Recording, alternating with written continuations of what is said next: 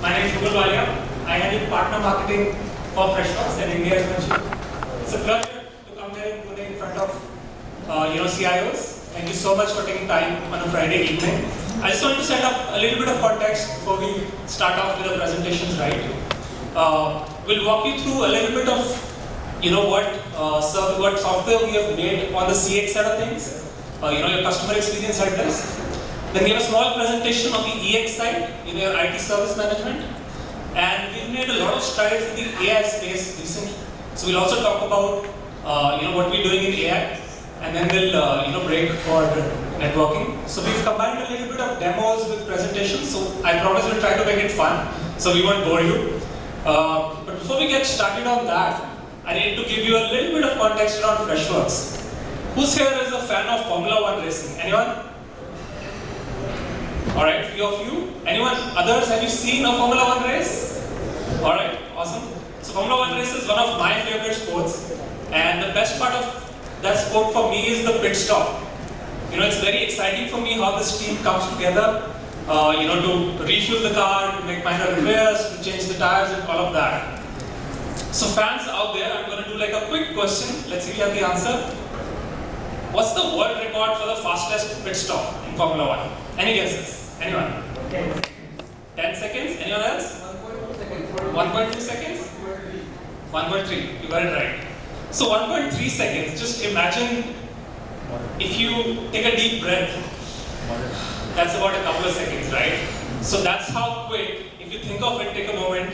In 1.3 seconds, they've changed all 4 tires, they've refueled the car. Imagine the speed and accuracy with which they work. So why am I telling you this? In Formula 1 team, these teams spend millions of dollars building those cars, building those teams. But when the cars are there, out on the track, things go wrong, right? It's natural. And so is the thing with business. No matter how much preparation you do, when you're out there in the market selling your product, selling your services, things will fall and things will go wrong. But what we need is a strong pit stop team. So at Freshworks, that's what we strive to become. We would like to be a pit stop team for your businesses, specifically on the IT service management space. When things go wrong, you should have a ticketing system, a help desk system, where your customer support or IT support agents have quick access to information so they can resolve queries as soon as possible, right? So just to give you a little bit of context, and we have our sales leader for India, Mohit Patle, and request him to come and walk you through what Freshworks is and how we can add value to your businesses. Mohit, over to you. Thank you, Rubin. Good evening, one and all. Thank you for taking the time out and coming here on a Friday evening. Myself, Mohit Patle, I represent Freshworks for the West and North business. Having said that, I'll still walk you through with respect to what Freshworks is all about. As an organization, the organization was founded by a person by the name Girish Mathrumuthan. We founded this organization in year 2010, based out of Chennai. Now it's been 14 years that we have been working with esteemed customers like you, either to improve the employee experience or elevate the customer experience. By doing that, with the help of 5,000 plus employee organization, what we are doing here, we are serving globally 67,000 plus customers. When we speak about 67,000 customers, it's a lot to manage by an organization of 5,000 plus. From a revenue standpoint, year-on-year basis, we have clocked revenue of $700 million. And it's the first Indian product company which has been listed in NASDAQ few years back. You would have heard about all these services companies, but this is the first product company which is listed in NASDAQ. If you consider Gartner and any other important third-party organizations who provide the feedback, we rank amongst the top, and we have got various accolades specifically in the area for employee experience as well as the customer experience. Having said that, as it's an Indian-founded company, we have the privilege to work with lot of Indian names specifically. If you see here, whether it is Tata Consumer Product or KPMG. We work along with them to improve the employee experience. Be it Tata Digital or Razorpay, we work along with them to improve the customer experience. Be it a traditional or a legacy organization, be it the new age company. Today, all these companies are showing that faith, giving that confidence, or have that confidence to work along with Freshworks and to provide a better customer experience or an employee experience. Some of the names what you see here in the BFSI space, again a traditional brand like ICICI or HDFC, or a new age bank like a new age brand like PhonePe, Apple, so and so forth. Each and every brand, they are working along with us today.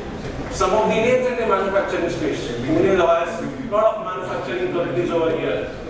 Whether it is Mahindra, Asian Paints, Amara Raja, Prison Johnson, you can see the depth in terms of the different manufacturing verticals, what they are using today in terms of whether it is an employee experience or customer experience, or retail or e-commerce company.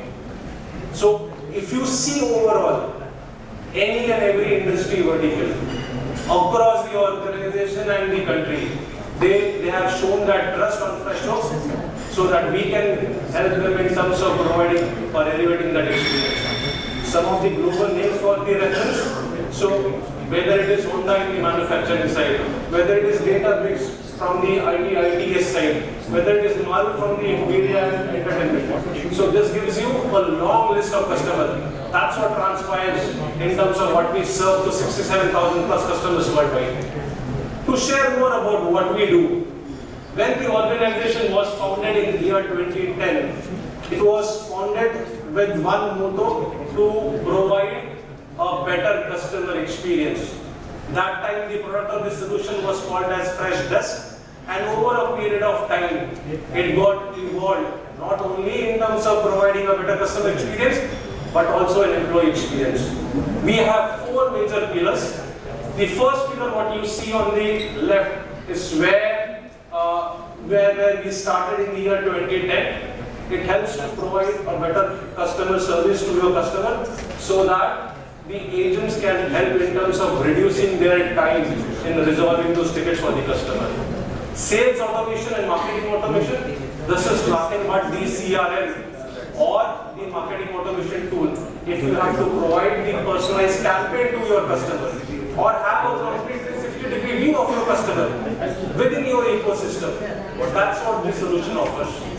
When we speak about IT and employee service, people always speak about service management. What we do is that we do not only provide IT service management, we extend that to employee service management. So which means that we not only cater to IT needs, we also cater to non-IT needs, be it finance, sales, procurement, HR, so and so forth. All of these solutions are powered by the common platform, what we call as Neo. This common platform which is there, the architecture, database, code is common across, so that any and every solution from the Freshworks can make use of that and help you in terms of providing the seamless experience when you have more than one solution from Freshworks. On top of that, AI is the buzzword today. Everyone is speaking about AI. What we are speaking about, anything and everything is powered by Freddy AI to either giving the self-service to the employee or having the co-pilot functionality to the agent or a technician or insights to the leaders. So on top of that, conversation, analytics, administration and the developer experience to get it with the help of Neo platform. I will cover two important topics today. The first is the enterprise service management. How enterprise service management helps to elevate the employee experience and what we are doing along with the Freddy AI. Ours is the AI first approach for any and every solution. When we speak about service management, it is important for us to know is that every user or an employee within the organization is super comfortable either calling and raising a ticket or sending an mail or going to the desktop item. Please bro, can you help me in terms of resolving my ticket? That's a bit traditional way. But if you see that and consider that, and if you want to extend this, what are the important channels which we help across? Be it Teams or Slack, we have a direct integration with Teams and Slack. You can initiate a ticket, you can work on the ticket, you can approve the ticket. You do not have to go to the portal, you do not have to go via call mechanism. You can directly go ahead and initiate that. WhatsApp is one of the favorite channels within India. We do anything and everything today on WhatsApp. We can have a bot installed on WhatsApp and customize to your requirement or the organization requirement and if you know what you want. With the help of that, you can still go ahead and initiate a ticket and work on the ticket. And lastly, everything from the mobile app. A user can initiate a ticket, the agent can approve a ticket, the leaders can see what are the different tickets, so and so forth they are getting. So what it does, it helps you to provide that omni-channel experience for the service management within your organization. Having said that,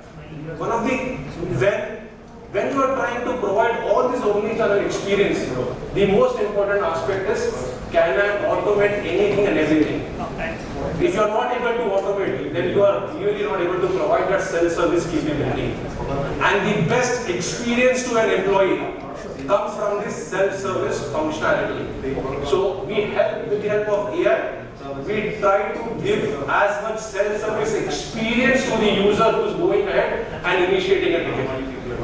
Important aspect, when you want to automate, orchestration plays a major important role. I'll try and share an example, whether it is directly getting integrated with Microsoft Azure AD or in the usual or traditional way. What used to happen is, I as a user, if I need an access to an application, I will raise a ticket, someone from my team will go through that ticket, provide an access to the application which has been requested, the application access will be provided, and information will come back to me stating that you have got the application access and now you can go ahead and use it. With the help of orchestration, we have more than 1,000 applications available as part of the marketplace, and if any of the default application which is available to the user in your organization, as soon as the ticket is initiated, with the help of orchestration and automation, it will directly get integrated to the AD of the organization. The necessary access will be provided and the approval will be given. User will directly given a message that the application access has been given. No intervention required. That's the power of the orchestration what we provide as part of this solution and platform. Having said that, one of the important aspects is there are a lot of out-of-box capabilities which are available in the service management. But still, you want to build a workflow which is unique to your organization. For that, we have our low-code, no-code platform. With the help of that, with the workflow automation, you can go ahead and create that workflow which is within the department or cross-department, whichever way you want it. All of this is required to have a strong governance and security mechanism. Without a strong governance and security, you will not be able to perform the entire duty end-to-end. So you can define an SLA depending on department, depending on the nature of the business, so and so forth. Everything can be configured. You can have different workspaces. I shared that we not only do IT service management, we do enterprise service management. So you can create a workspace for IT, you can create a workspace for HR, you can create a workspace for legal. The credentials of the workspace will be there available for the department, which means that if I am from legal, I cannot see or view IT tickets and vice versa, which is very, very important in the organization. Today, most of the organizations use different tools for all the requirement. What we are saying is that you do not or you should not have a siloed approach. Consolidate that. We can help you in terms of providing that. Then a major functionality in terms of document management. We give you a rich capability of document management where whether it is your travel policy, employee policy, leave holiday calendar, so on and so forth, anything and everything can be made available there. With all of this, collaboration also plays an important role. When we speak about collaboration, what we are saying is that an agent is trying to resolve a ticket. He can, if he or she is not able to resolve a ticket, he can create a new channel, collaborate with the different agent, resolve that ticket, and give the response to the user. We have a direct integration, as I shared in Microsoft Teams and Slack. That's what we do it.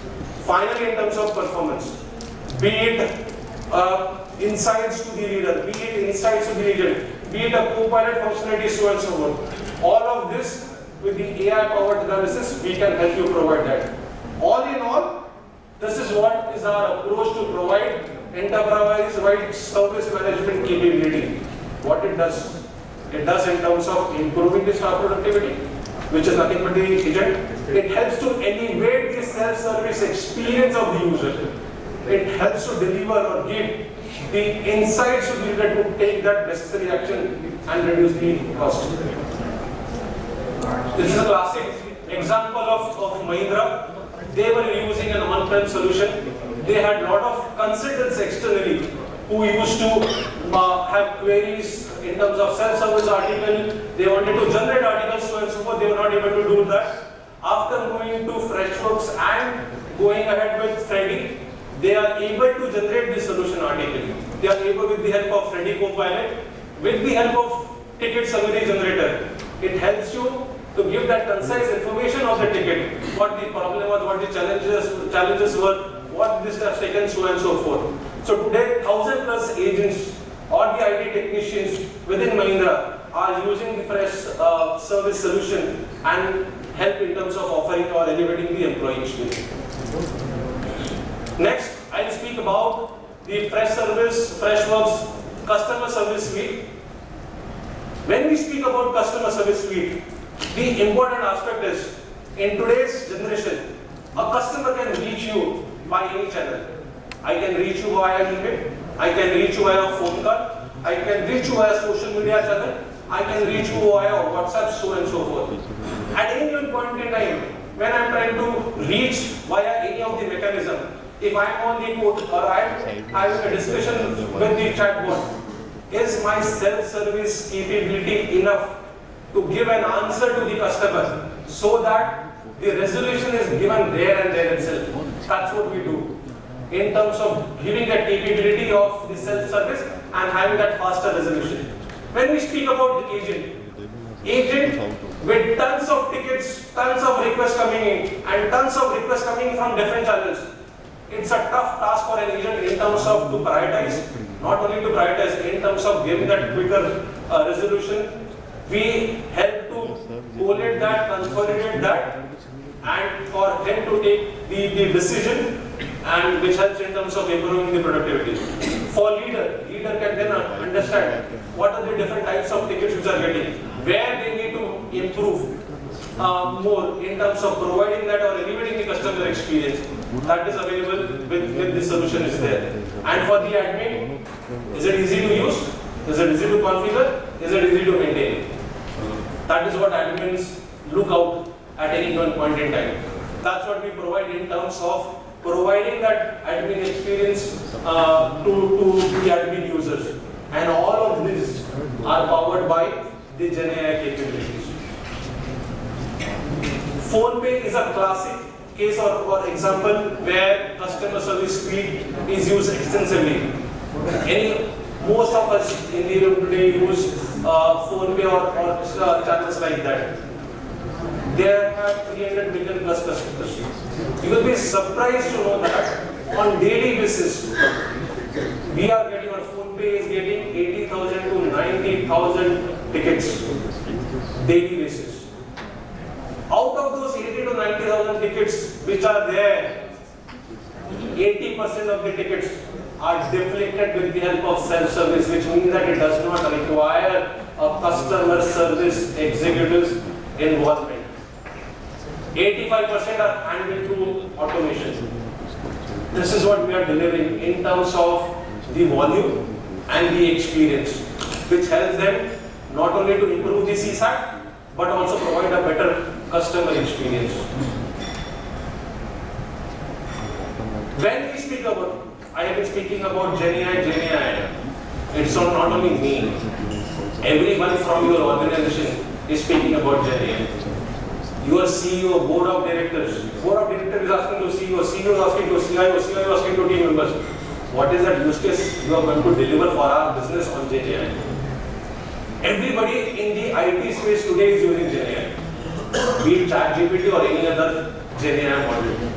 The number of investment, the kind of investment what you will see over a period of time in next 2 years is close to $60 billion. And in that what we are saying is 80% of the customers will be using some kind of model and all. While that is the case, in reality we are doing it today. We are doing it today, we are delivering it today. Customers have used that today and they are seeing the benefit of the GenAI models, what we have to offer to the customers. Without GenAI, we have always seen that there is a frustration in terms of providing that self-service.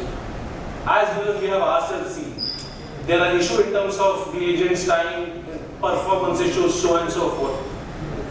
What we are trying to achieve, and this is what we are trying to achieve, and you have seen that in some of the slides. We are trying to resolve 70% of the tickets automatically with the help of automation and orchestration. 60% of the time to be saved for the agent. 70% of the time in terms of analyzing the data from the agent, because if he is not able to do that, the time taken to resolve a ticket will be longer. And in terms of cost saving, 80% of the cost saving. This is what we deliver today to our customers who are using the platform, the solution and the GenAI capabilities. So while we are speaking about GenAI, what do we use in GenAI? We use Microsoft Azure OpenAI large language model, where you get the global data is available as part of that data. You have the concise and precise information and input available for different use cases. On top of that, we have created our own model, which are industry-specific models.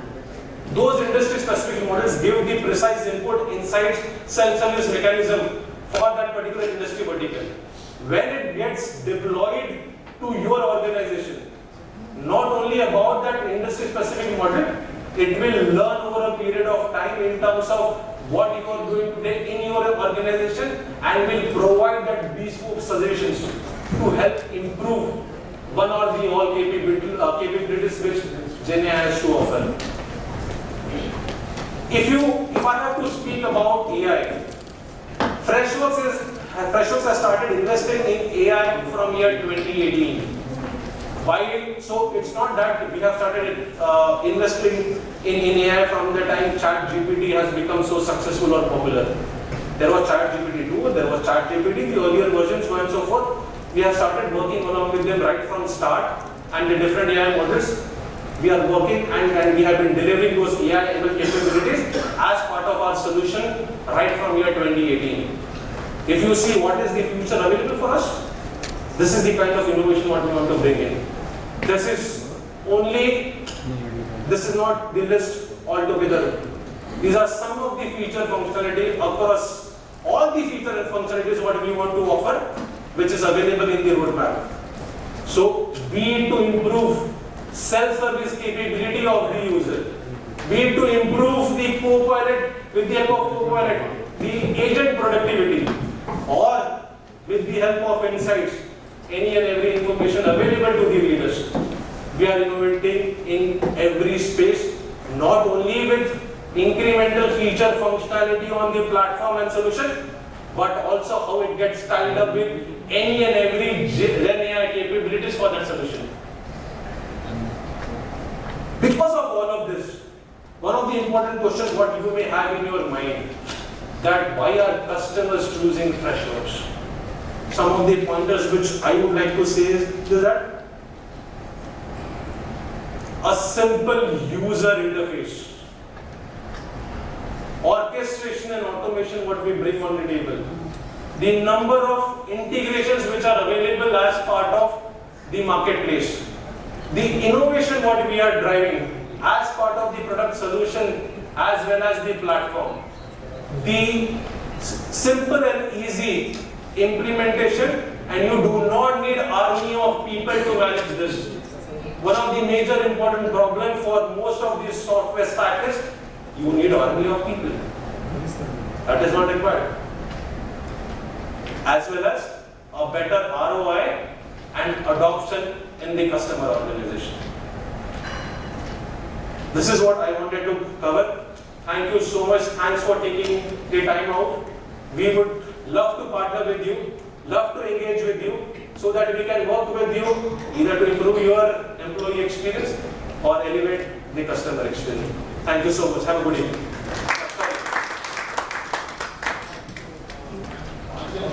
Yeah.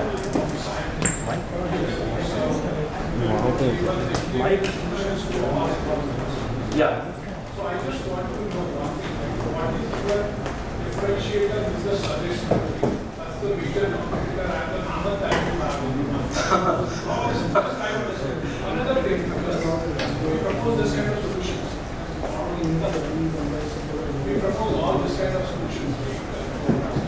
I do a technical sales to my customers and I always do that. Transportation, payroll, utilities, mining, all different core engineering. So differentiate, I just want to one field service management. You said like workflow automation. How do you integrate the field service management into workflow automation? Because those are very challenging things to do. I completely get that. So let me try and answer a couple of points over here. Pandemic, good, bad, agree. Everybody had lot of budget in the pocket to invest on any and every technology. Pandemic is gone. CFO is coming. Where is my return on investment? Where is my TCO? After that, what had started happening is that customers started saying that I'm spending a lot. I'm not only spending a lot, I have still not gone live. I have still not got the ROI. Am I able to achieve my TCO? My neck is on the block. What we do, that is where you saw that Freshworks service approach, and that's why I said why people or organizations choose Freshworks. Simple user interface. You do not need army of people. You have all the capabilities which you require in the service management space which you need. Low-code platform. Simple to use, simple to adopt, simple to implement, and go ahead and that. TCO and ROI is better. This is where we stand a clear-cut differentiation as against all our competition. But if my existing customer is having a service now stack, we cannot go for this. That we have to discuss customer to customer specific. It is in this. Yes, can we? Answer is yes. How? We have to discuss and decide. Perfect. On the field service management side, if there is an application, if there is an integration available, API available, we plug it, integrate it, work on that. Okay. Thank you so much. Thank you everyone. Have a good evening.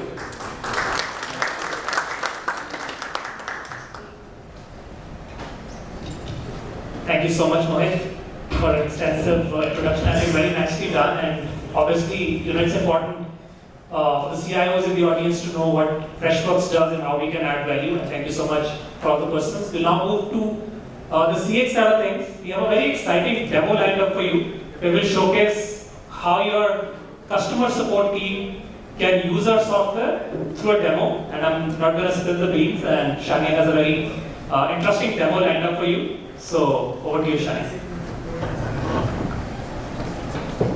Hi everyone, this is Shani. I work as a senior solution engineer at Freshworks, and like Ruben mentioned, I'll be walking you through a high-level presentation of the Freshworks products, mainly the customer service suite. Before I begin the demo, I'll just quickly take you through the customer's expectations in today's industry. Yeah. So I think just today itself, most of you in the audience would have heard the term customer service suite, ticketing tool, CRM way too many times, right? But when you think of a tool like this, what really comes to your mind? Well, at least for me and with the customers that I have interacted, they have really high expectations, right? For example, customers expect that their customers need really quick, fast resolution times. They should have highly personalized, hyper-personalized journeys across every single touch point. And no matter if their query is simple or complex, they should have a super fast resolution. At the same time, they expect that their employees or agents should have a unified 360-degree view. Data should flow in from every single tool, external tools, other single external tools, but everything should be visible in one single screen. At the same time, they expect that the admins should have a deep dive of their agent's performance, their internal employee performance, their customer behavior, and so on and so forth. To top it all off, they expect that this tool should be easy, simple to use, and easy to implement as well, quick to implement as well. It's almost like customers today expect a tool as charming as Raj and as reliable as Vijay from Diwar and Dulhania. So today I'll be introducing the Freshworks Customer Service Suite, an AI-first omni-channel solution that is going to turn your expectations into a big reality. Before I move forward into the demo, so this is what I talked about today, right? Customers expect a tool that can automate their self-service. Customers really want a tool that's flexible, that they can use to reach out to you through any single channel. And whereas for agents, it's really all about the unified customer experience or the unified customer record that they get. Whereas for leaders and admins like you, it's all about getting deep dive into the analytics of agent and customer expectations and satisfaction rates. And of course, the technology should be easy, simple to use, and quick to implement. So today in the demo, I'll be showing you how Freshworks is going to take all of these points and turn them into a reality. I'll be doing this through a quick story. So let me quickly set the stage for you. Diamonds Are Forever is a fictitious company that sells high quality, ethically sourced diamonds all across India to customers all across India again. And to make the story more interesting, our customer is going to be none other than our famous cricketer, Mahi Dhoni. So Dhoni is again, as we all know, he is recently retired. So really he has nothing else to do today, right? So he goes ahead and one day decides to, browse online and get some really nice gifts for his beautiful wife, Sakshi. Now when he goes to the website, just give me a quick second, I'm going to assume that I'm Dhoni here. So when Dhoni goes to the website, he goes through Diamonds Are Forever's website, he sees a lot of different choices, but this arabesque diamond ring really catches his eye. So he quickly goes to that product. While he browses through the products, looks at the price, he takes a look at, okay, I can design my own ring, and a few other information, he sees that there is a quick chatbot that pops up on the screen on the right-hand side corner. And it's not only a basic chatbot, as you can see, it's really designed in a very attractive manner that captures Dhoni's attention. So, he quickly looks at the bot, it asks if you need help. And of course, Dhoni is already confused by so many different choices. He tells the bot, yes, I would definitely like help. And once that's done, the bot asks, can you confirm your email ID? So quickly, Dhoni goes ahead and gives his email ID. And then the bot asks for his preferences. Well, Dhoni doesn't really know, what is carrot, what does clarity mean and all of that. He just cares that, he has to get a nice ring for his wife. Nothing else matters to him. So he tells the bot, I'm not really sure. And the bot says the 4 C's can be confusing and daunting. But again, Dhoni doesn't really know what the 4 C's are. So he goes ahead and asks the bot, what are the 4 C's? And the bot is able to understand what Dhoni is trying to ask just based on the keyword. And the bot goes ahead and gives a clear and concise answer, tells Dhoni this is what 4 C's mean, this is what carrot means, this is what clarity means. Now Dhoni is all good. He tells the bot that the information was helpful.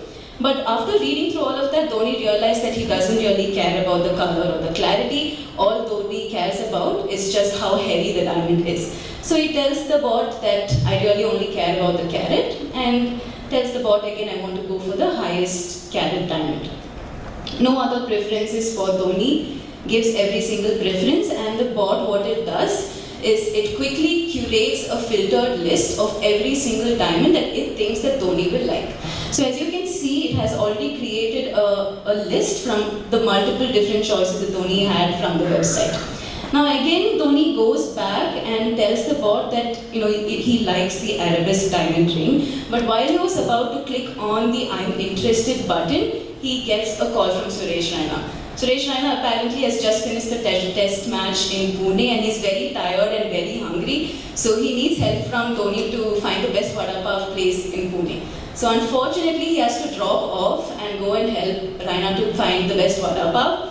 And we all have customers like this, right? They engage with us, they tell us that they are interested, but then they drop off and they are nowhere to be found after that.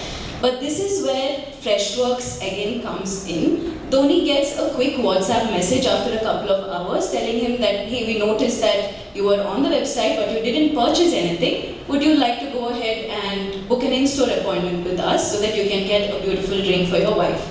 I'm going to quickly show you this experience again about how Dhoni gets the WhatsApp message.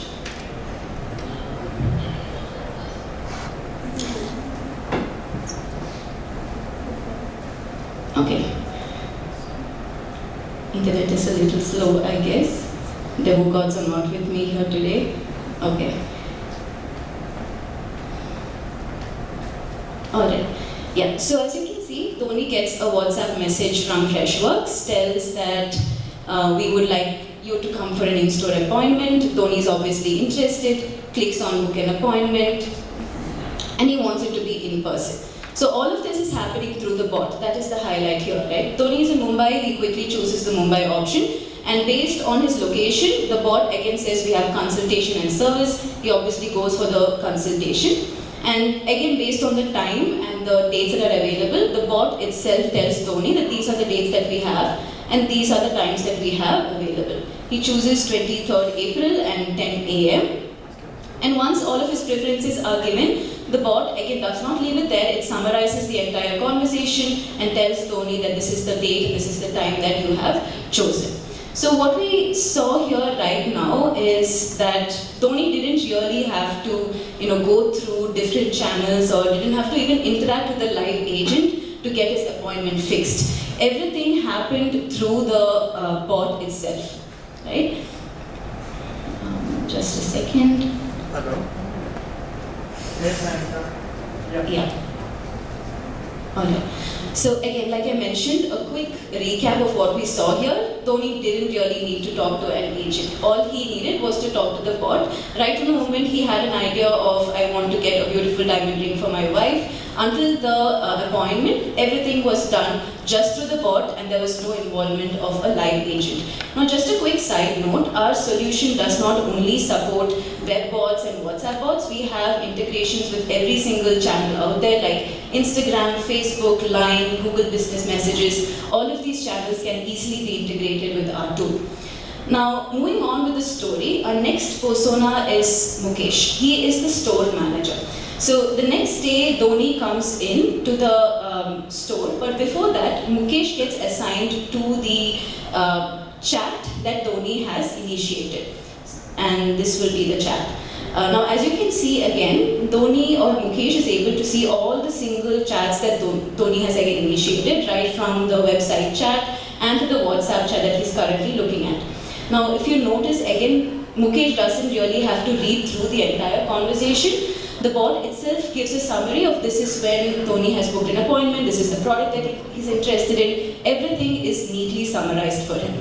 And when he clicks on Mahi Dhoni's profile, he is directly taken back to this profile that you see on the screen, where he's able to see even more detailed information about who Dhoni is, what is his gemstone of interest. And if he clicks on activities, he's again able to see a timeline of when he visited the website, what are the different chats that he has initiated in the past. Everything is available neatly for him in a timeline fashion. So there are no really multiple tabs open or not a lot of clicks. With just minimal amount of clicks, Mukesh is able to see the entire customer context of who Dhoni is.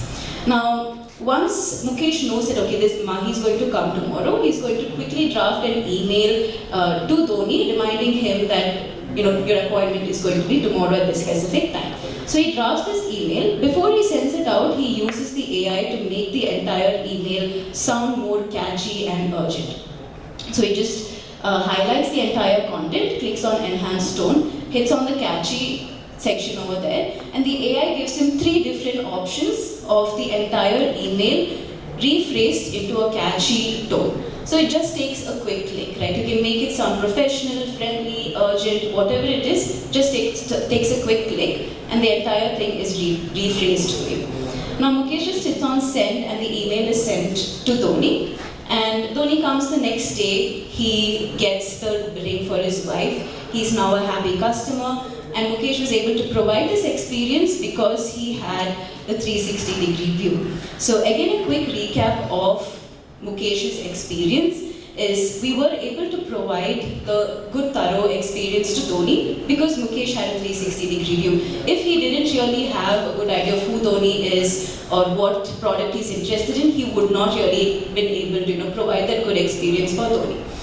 Now, life doesn't happen in the way that we expect it to. So the next day, Dhoni goes back home, decides to surprise Sakshi. He takes out the ring, gives it to Sakshi. Sakshi tries it on, but the ring does not fit. Now, Sakshi tries to pacify Dhoni, saying, hey, it's completely fine, it's the thought that matters, etc. But Dhoni knows what Sakshi is thinking. He knows that he's thinking, even after 14 years of marriage, he still doesn't know my ring size.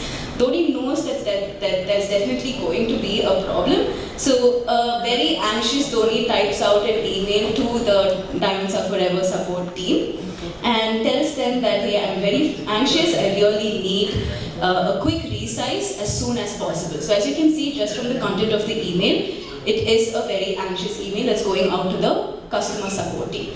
And this is where our support agent Alia comes into the picture.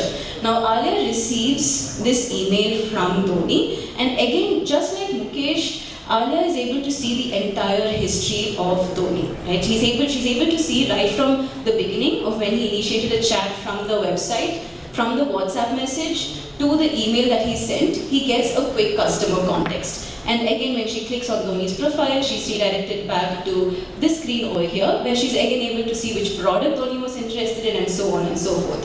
So what Alia does is she goes ahead and sends an email back to Dhoni, pacifying him for the time being. But at the same time, she goes ahead and converts the entire email thread to a ticket. And this ticket, once she clicks on create, is going to get assigned to the service team, who's going to resize the entire ring and send it back to Dhoni. This ticket assignment again automatically happens depending on the conditions that you set in the back end and so on. Right? Now, what we saw here is an exceptional customer end-to-end journey involving 3 different people. One is our customer himself, that is Mahi Dhoni, who wanted to purchase a ring for his wife. But he was able to do it without a lot of hassle. Just go to the bot, just go to the WhatsApp, and he's able to purchase the ring. And then we had our super productive agents, Mr. Mukesh and Alia, who were able to provide Dhoni with a really good customer experience just because they had a unified 360-degree view where all of the information from multiple different sources were flowing in and all information was presented in one single screen. So this is what Freshworks gives you, right? When you use our products, you'll notice that Freddy, which is our AI, is there with you throughout the customer journey. Right from the moment a lead reaches out to you until the lead turns into a customer, we have Freddy to help you analyze, decode customers, and at the same time unlock agent productivity, like I showed you earlier. Now when I say that Freddy's there with you right from the beginning, what you see on the screen is for an agent like Mukesh, he's able to quickly sort through the entire list of tickets by the customer sentiment. So he's able to go and talk to the most frustrated customer at first, resolve his issue, and then move on to the next customer in line. And once you identify which customer you need to be focusing on, Freddy helps you in saving time by summarizing the entire conversation. You need not no longer, go ahead and read the entire conversation. You can save a lot of time by just using Freddy to summarize the entire conversation. And once you've understood the customer sentiment, once you've understood the customer context, Freddy then even helps you in resolving the issue. And that's what you're seeing on the screen. We have something called Freddy recommendations that reads the entire customer thread and gives you a set of articles that you can use to resolve the customer's issue. And it doesn't stop there. Once you've identified what you can use as a response, let's say you're typing out an email, Freddy will again help you understand or rephrase the entire text like I showed you earlier. And not only that, it also works as a private coach for you. It helps you to correct your errors, goes ahead and checks if your tone is alright, and then it fixes all of the issues, and then you can quickly hit on send. Now, as an admin, you as an admin, you can go ahead and even analyze how your agent's quality is. That is the post-quality resolution that we have. It will tell you how your agent's response quality is it good or is it bad? And based on that, you can take different kinds of actions. So, like Mohit said, what does Freshworks bring to the table in terms of AI? We have been in the game for a really long time. So if you look at AI, we have been designing AI products before even the word AI became a buzzword. And data and security is something that Freshworks has heavily invested in. So you as a customer, you can definitely be assured that your data is going to be protected and there's definitely not going to be any data leakage. And I hope that in the demo, you were able to see how easy and uncomplicated it was for you to use our AI. There's absolutely no need for you to know any kind of machine learning experience for you to use our AI.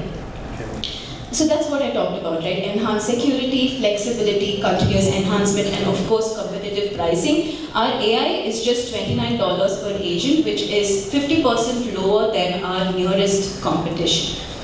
Only Freshworks can provide this, right? A faster time value integrated solution. Our vision mainly is to provide a CRM that has all products under one roof.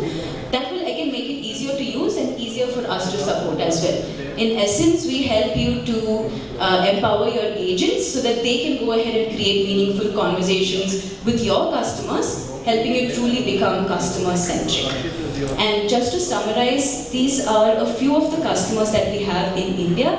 We have about 67,000 plus customers across 120 plus countries. And if you look at the Indian customers, we have in retail, we have Carrot Lane, Flipkart, and across all other industries, we have PhonePe, Honda, Toshiba, Zine, Shopify, Make My Trip, and so on. So that's it from my end. Thank you so much everyone for your time. I hope you were able to get a better understanding of the customer service suite. Yes.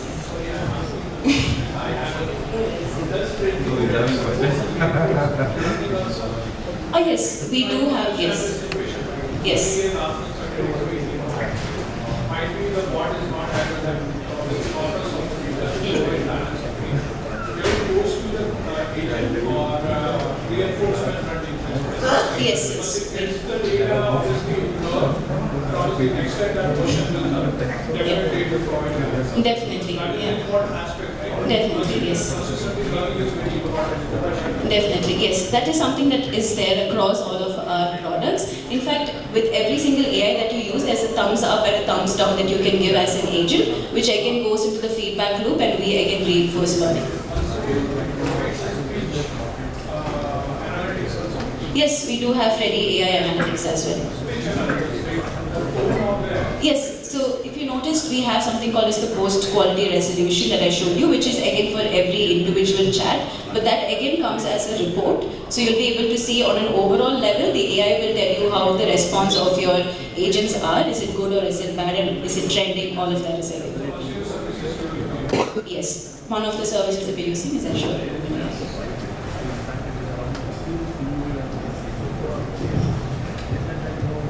Any other questions? Anyone?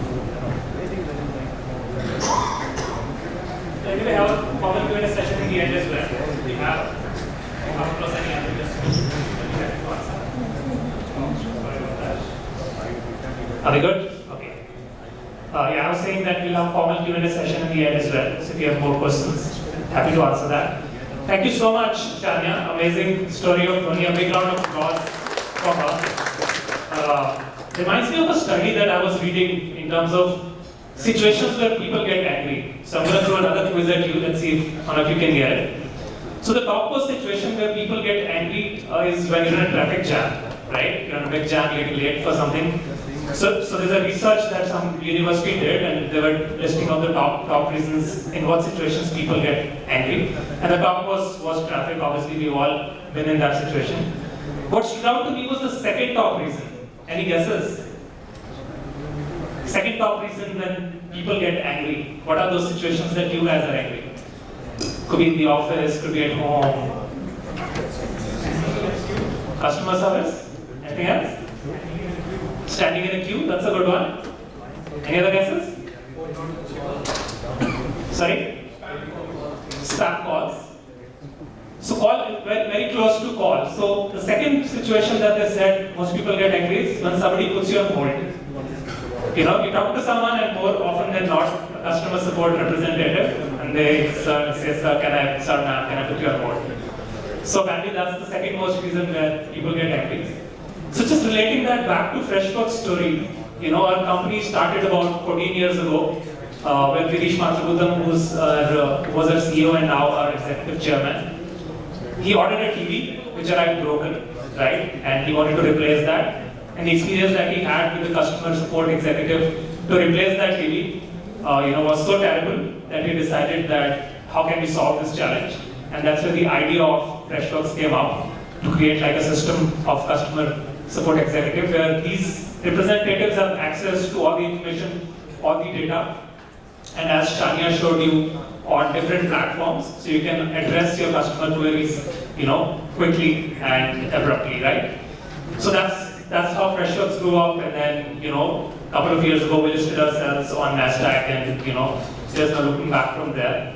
So that was how CX came together, and obviously as we moved on to our journey, we also created a software for IT service management, right? Which is an important component where you need to take care of your employee experience as well, that if they have any issues in terms of their setup, their systems, they should be able to get help abruptly. So next session exactly is about IT service management. So my good friend and my colleague Nitish will walk you through, how Freshworks software can add value to create a credible employee experience at your company. So over to you, Nikhil. Perfect, thanks. Alright, hi everyone, I'm Nitish, I'm Senior Solutions Engineer with Freshworks. So I handle Fresh Service as a product. So I've been in this system for almost 3 years, and I've seen a lot of changes from tools, like from a product perspective. And today I'll try to highlight what Fresh Service can offer, and at the same time give you a quick demo of our functionalities on the lines of generative AI, as well as the ITAM, and other parts. Alright, so let's quickly get started. So before the demo, maybe a couple of points that I wanted to cover. Alright, so the actual challenge, right, why or what exactly is a why of Fresh Service and what it is trying to solve. So right now, when we look at the IT spectrum, IT leaders have a couple of problems that are actually very prominent and it needs to be addressed. First one, staff productivity and turnover. With so many tools out there, this is creating a siloed effect where you have multiple tools in disparate position, and agents at the same time have multiple touch points that they have to reach out, and this kind of delays the responses that goes out to the employees or the end users, and at the same time decreases the employee satisfaction score and also the agent productivity. When we say providing engaging employee experiences, prompt resolution is important. Imagine you are in an organization and you have employees who are working and they need prompt resolution. Multiple touch points, as I mentioned, will delay the time it takes to reach out to them to provide a resolution, and at the same time increases and causes stress on the operational efficiency that's there. Cost and reliability of services, I think Mohit covered this pretty much, where a lot of tools out there have a high TCO and a low return of investment. So that's something Fresh Service is trying to solve, where instead of having, from let's say high upgrades or extensive upgrades required for your tools, Fresh Service brings all of it with ease. And aligning to the businesses. So as IT leaders, one of the things right now is prioritizing, and instead of getting in first out business, it's essential to have something in place that actually adapts to the market structure, or let's say the market realities that are there, and also keeps up with the trends. Right, so perfect. So delighting employees with the power of AI. So we fondly call our AI offering as Pretty AI. So we are using and harnessing the power of generative AI to ensure that all the challenges that agents face or the mundane tasks or repetitive tasks that are there outright is kind of simplified, and they don't spend time on minor or trivial processes but can actually focus on something major that helps them with operational efficiency. Driving IT maturity, something as I said earlier, we are not just one segment too, we are trying to bring in that unified approach where we have multiple facets of IT asset management, IT operations management, project management, and along with that, the ticketing aspects as well. And the last piece, extended service management. So this is something that we have recently tried to invest a lot on. We have gone ahead and ensured that we are trying to be an enterprise-grade solution and providing enterprise service management aspects to organizations across all domains. So you can not only include your IT teams, but also the non-technical teams as well. Alright, so before I start off, I just wanted to quickly brush up on a couple of numbers or let's say reports that we have come across. Again, as cliched as it may sound, right, a lot of times you've heard that Gen AI is not going to replace you, it is AI is going to help you empower. So that's exactly what I wanted to convey here, where if you notice, after adoption of AI, our customers have seen a significant rise in productivity and operational excellence. And that's something I'm going to show you today through the demonstration as well, where how easy it is to have these features out of the box from day one itself. Right. So talking about the AI part here, probably I'll just keep this one a little short. So we have split our AI into 3 different buckets. So the 3 different buckets here are based on the stakeholders who utilize the tool. The first one, pretty self-service. These are for your employees, and as Shania mentioned, for customers as well, if you're looking in the external customer-facing standpoint, where it ensures that the deflection of tickets and the self-service aspect is promoted. Now imagine you have employees going through the portal and then creating a ticket. It takes some time. Now what if you have communication channel in place in your organization that can actually utilize this power of AI? The second aspect, Freddy Copilot. Agents are at the crux of a service desk with the spectrum, where you need to ensure that they are given the right set of tools so that they can actually mitigate the challenges that employees are facing and ensure that operations are up and running. And the last part, Freddy Insights. You have end users, or let's say the employees, you have IT agents, administrators, but what about the IT leaders and the super admins who are there? You need to give them the data-driven insight and an understanding of how this services is performing, what sort of operational efficiency they can go ahead and put up in their processes. And the second pillar that we spoke about, apart from the AI, the aspect of us going to the enterprise-grade solution, IT service management, IT operations management, IT asset management, and the ESM space. So I'm going to be touching these topics through the demo, so I'll just quickly move on to the next one. Right, so make one mention here.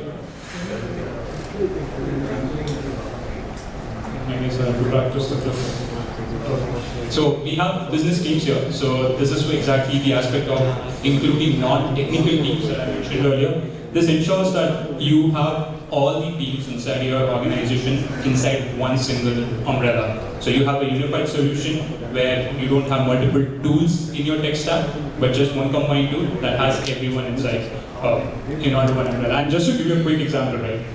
We at Freshworks, an organization of over 5,000 employees, we use Freshservice where all the functionalities are housed inside it. So that's one example of how scalable it is and how powerful it is. Alright, so we'll get started with the demo. So before I start with the demo, just to make it a little interesting, I went ahead with 3 different personas. I'm just going to quickly introduce them. So we have the first persona, and I hope all of you are cricket fans here. So the first one is employee Surya Kumar Yadav, or fondly called Sky. So we are going to be seeing from the lens of an employee how their experience is when they interact with Freshservice. The next one.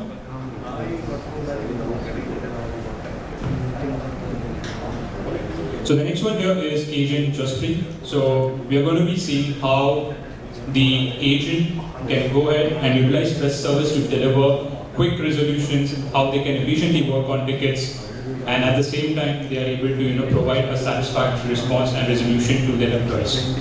And the last one, of course, the slide wouldn't have been complete without Rohit Sharma in it. So the admin Rohit here will ensure that he gets the best out of Freshservice to design and ensure that operations are up and running in the most efficient way, and at any given point how he can go ahead and leverage the data-driven insights powered by generative AI to ensure that he's able to get the best out of the Freshservice tool. Alright, so let me quickly get started.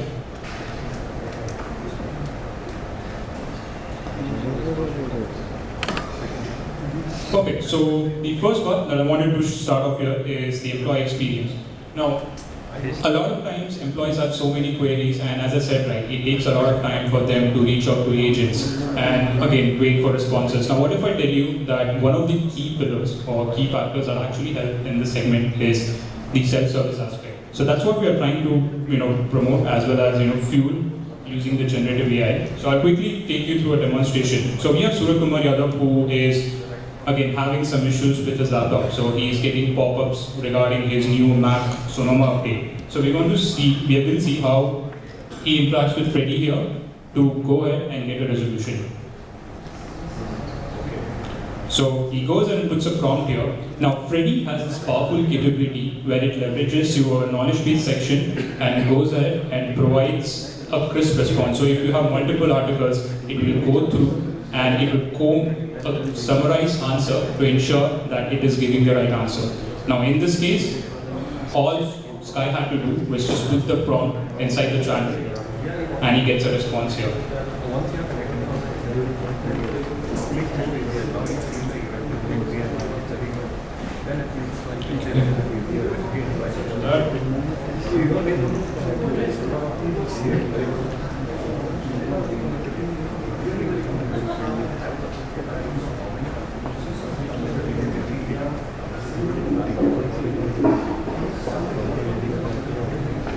I guess even I have to move outside against us today. Right, so let's go again.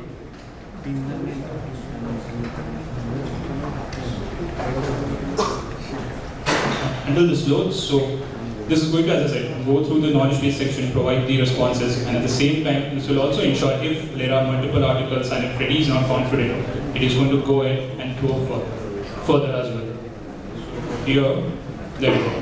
So it went through the knowledge base section and provided a response, and at the same time, it is also asking if they have any other questions or let's say concerns, they can go ahead and produce, let's say, or provide another prompt. So this is a combination of, again, semantic and a lexical search that's there. So this goes ahead and ensures that it provides an answer not just throughout solution articles. Alright, so let's go ahead and put another prompt here. Let's say if it can share the steps to complete this update.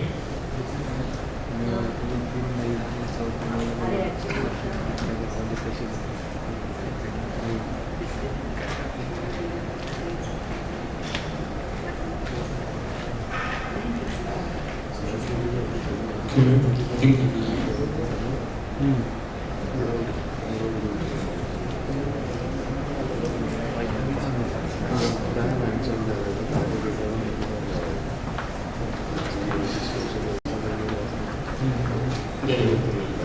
now, just to not bore all of you, I'll probably just pick a prompt that I tried earlier so that I can actually showcase what exactly it does. So once the conversation happens with Freddy here, after a to and fro, this goes in and provides a response. So this is a multi-turn conversation aspect that's there, which ensures that the agents are getting a humanized approach, or let's say, or the employees are getting a humanized approach from a bot side. So it's not like they feel that they're talking to a bot, but they actually feel like someone is on the other end and is providing a response and resolution. Alright, so let's go with another example here. Now let's say we have, again, Surya Kumar Yadav deciding to go ahead and applying for a coaching certification. He wants to get a reimbursement for that. So how does he do that? He doesn't have to reach out to IT agents or let's say reach out to relevant teams and wait and process it. He has a more simpler way using the power of Freddy AI.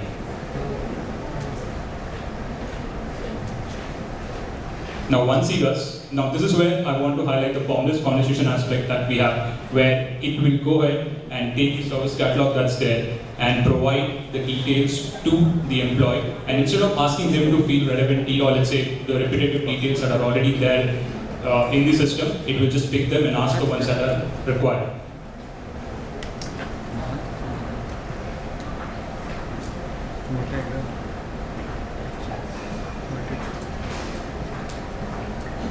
There you go. Since this requires personal details, it went there and DM'd Surya here, so he will go ahead and fill in the details.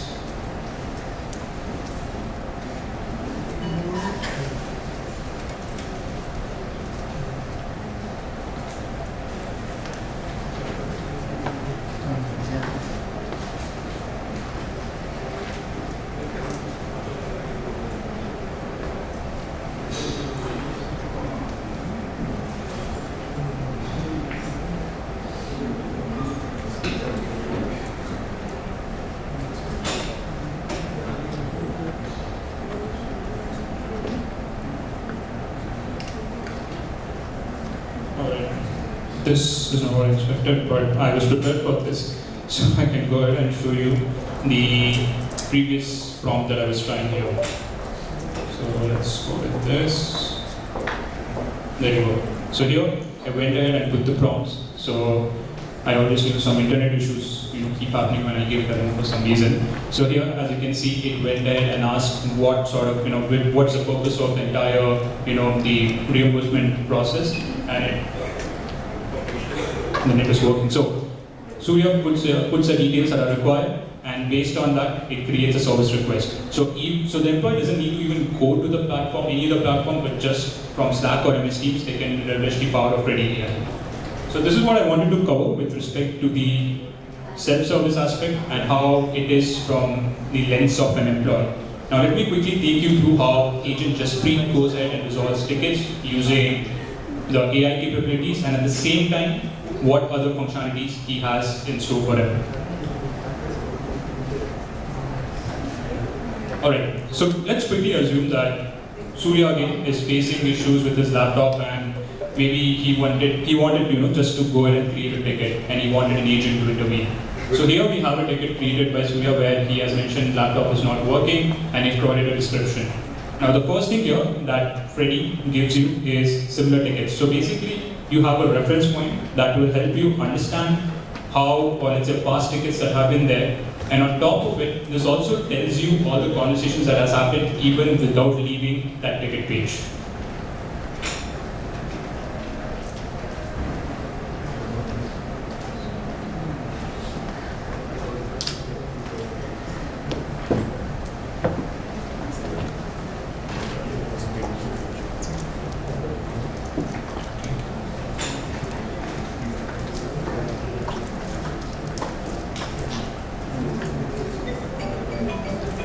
So I knew this will happen, as I said, so I was prepared. So I already prepared a ticket just in case if the internet has, some Friday issues. So here, as you can see, the part where I wanted to highlight here. If I go ahead and click on this should.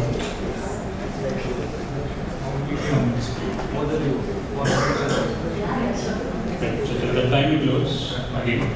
So I'll highlight the part here where it goes ahead and, as I said, previous tickets that are there, it will pick them up, it will show them in different categories, resolved and unresolved.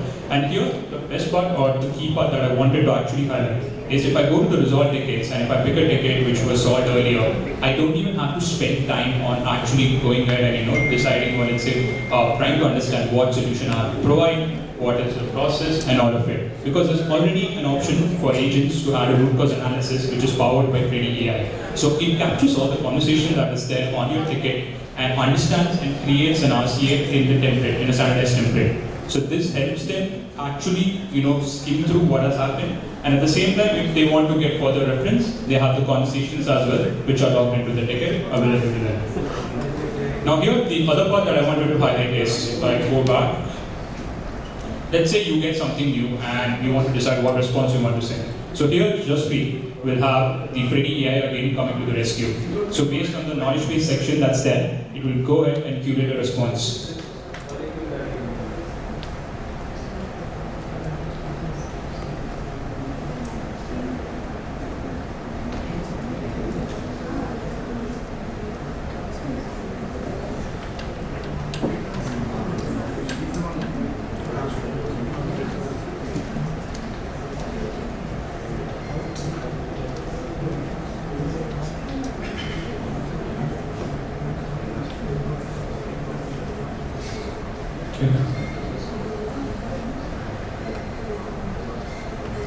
I was actually thinking what match like the maximum extent of things going wrong. I think I found it today.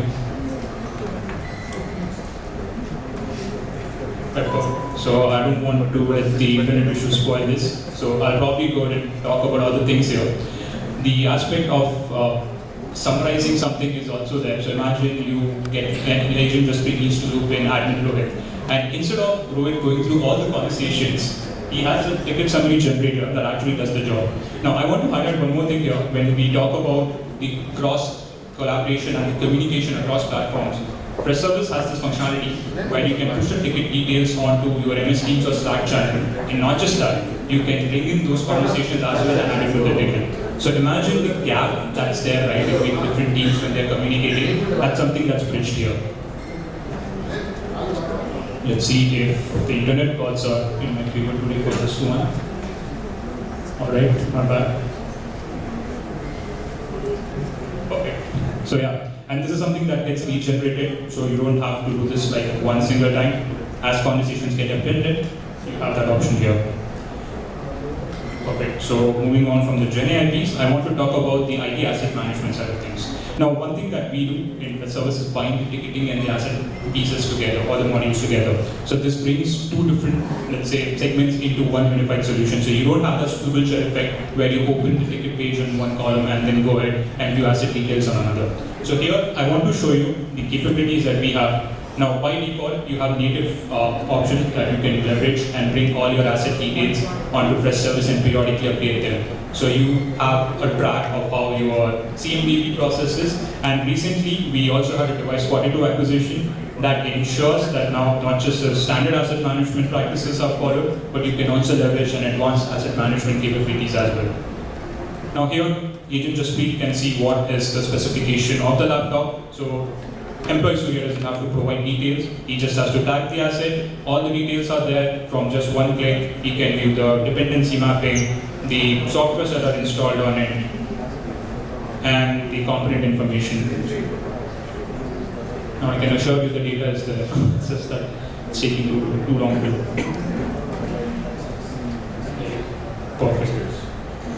Alright, so the next piece I want to talk about, apart from IT asset management, where your inventory management is taken care of, the IT operations part. Now we know when downtimes happen, it causes a lot of operational burden on terms of costing, on terms of, let's say, the manforce that's required, mitigate that. So what Freshservice does here is it has this beautiful capability where it can integrate with multiple or almost every monitoring tool that's there, capture those alerts, and to make it even better, right? You are not just, you don't have to be concerned about unwanted noises. You have the flexibility to configure rules in such a way where you are trying, or let's say you have only specific noises come into the system and alert you.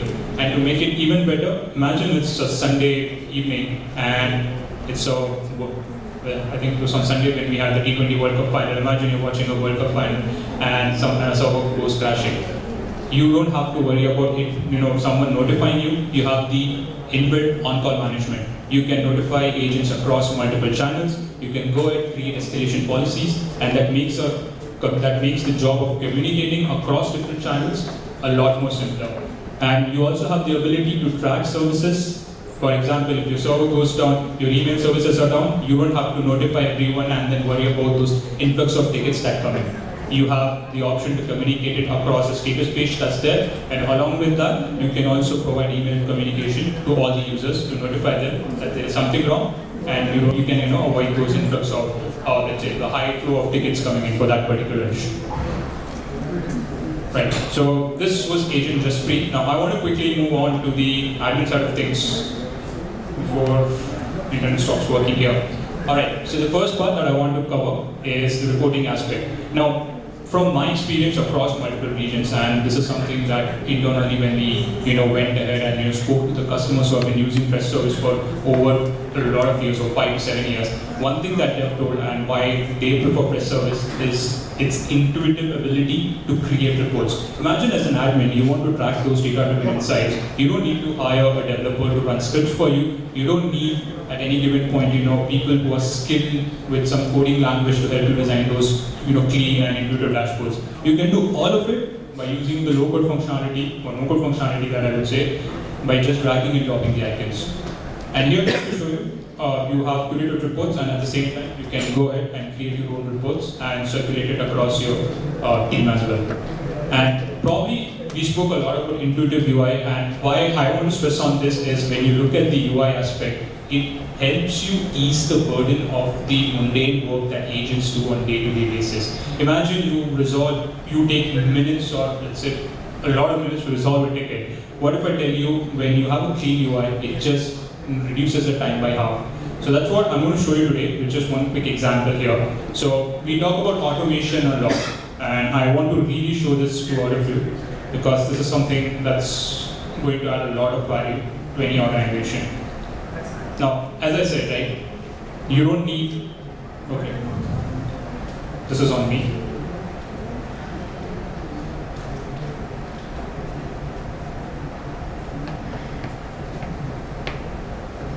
So, till the time it loads, so yeah. So you have a drag and drop functionality where you can go ahead, set the process in such a way, and in such a way where you don't have to worry about someone, again, having that pain or time that will be consumed for them to go ahead and modify the workflow automation. But at the same time, as Mohit mentioned, you can also leverage the power of orchestration, which is our out-of-the-box capability that integrates multiple platforms with Freshservice. Imagine you don't even have to move to a platform to do something, you do it from just one single place. So here, again, I'll just quickly, because I really like this, it's just dragging and dropping and creating a workflow. And it's really much more quicker than it looks. I just have the internet gods, kind of making it a little time consuming for me.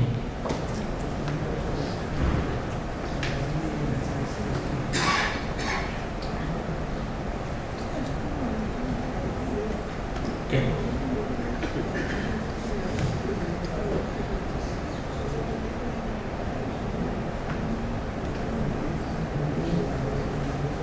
So I just have one more piece on this now. I'm scared because if I go to that part again, it's going to take much more time to do.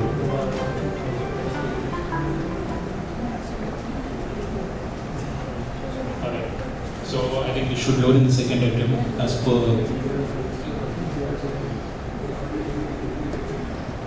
Okay. Let me do this.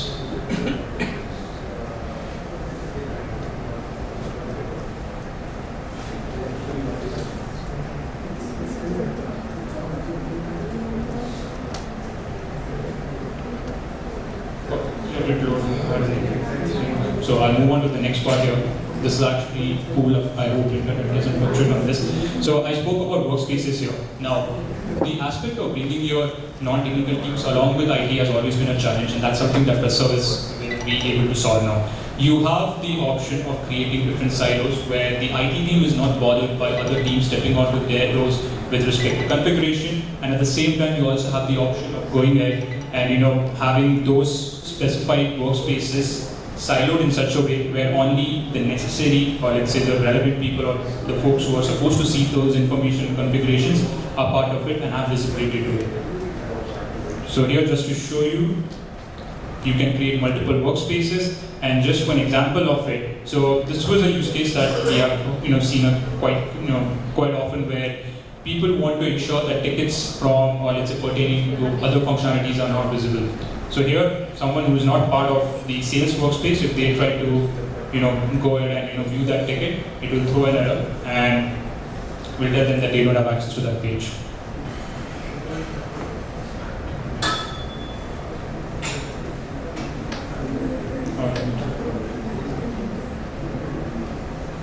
Let's see if the workflow is loading. Fine.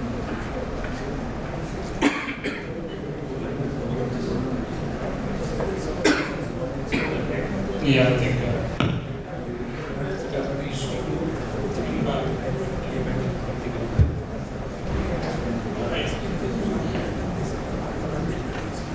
So as you saw, right, the employee experience was powered by Gen AI, where the self-service aspect was promoted, and it not only reduced the time that an employee would, get, employee would, take to reserve, let's say, receive a resolution, but at the same time, kind of makes it a lot more easier to reach out and get a solution.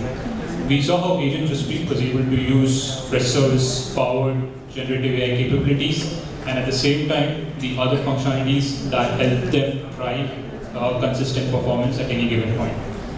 And last but not the least, for admin Rohit to go ahead and get data-driven insights through AI at the same time, ensuring that they have that visibility to create and streamline processes for operational excellence.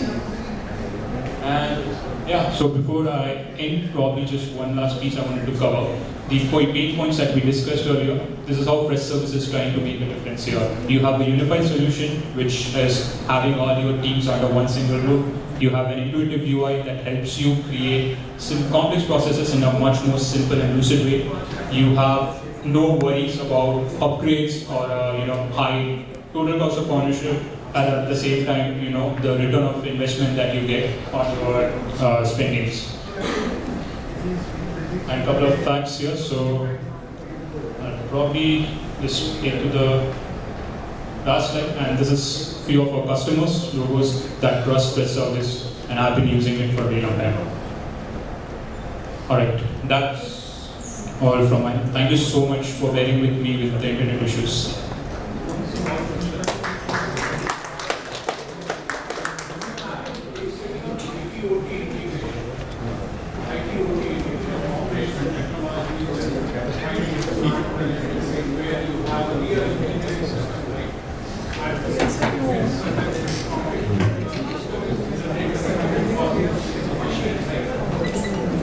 Just to understand your question better, when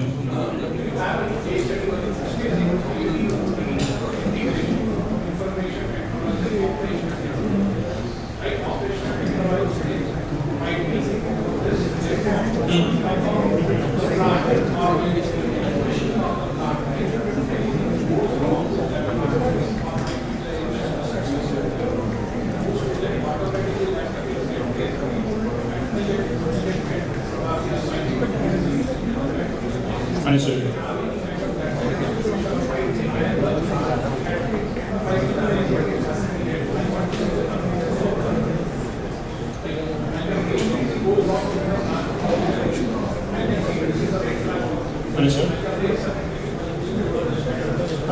Understood. From top of my head, I am not able to recollect, but this is something that I can share.